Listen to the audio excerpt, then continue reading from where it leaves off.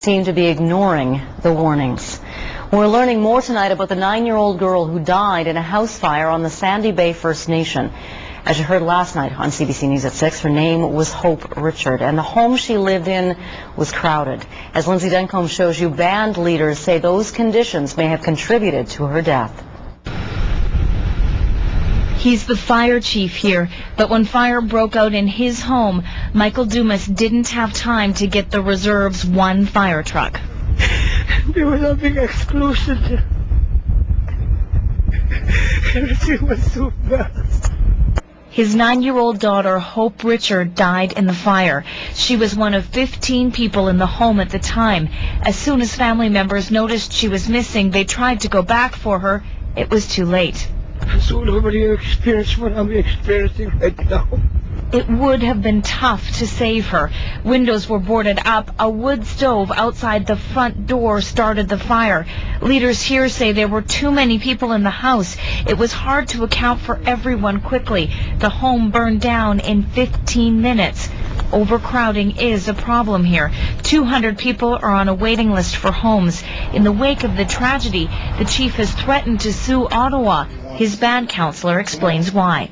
Maybe the public, maybe the Canadians will see what we're up against.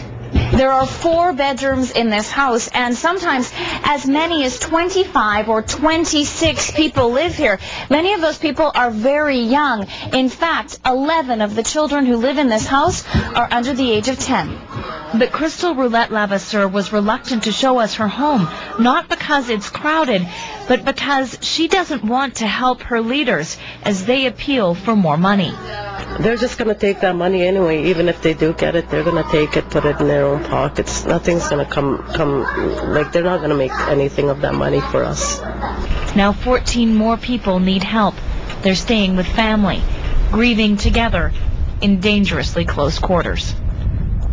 Now, I just got back from Sandy Bay, and while I was there, I asked some of the leadership about those accusations you heard from Crystal. She was worried that money would be misspent, and the leaders flatly denied that. They say that they have a set budget of money and just so many demands for that money. Here is band councillor Edward Starr.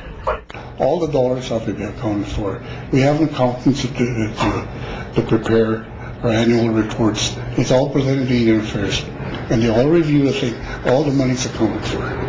Now, the band receives $1.8 million from INAC for housing and all other infrastructure costs on the reserve, and it says that that money plus financing goes to build about 15 new houses each year.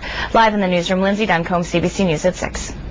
He went to the Health Sciences Center for emergency treatment, but after 34 hours in the waiting room, Brian Sinclair died.